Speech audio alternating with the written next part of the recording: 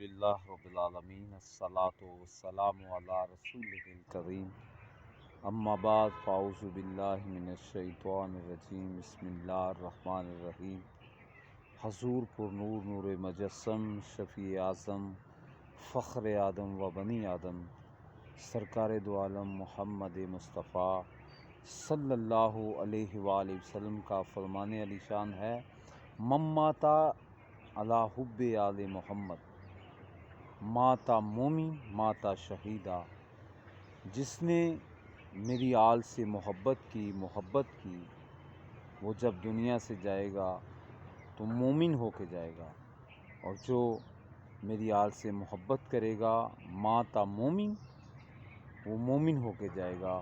اور فرمایا ماتا شہیدہ، جس نے میری آل سے محبت اور مودت کی وہ مومن ہو کے جائے گا.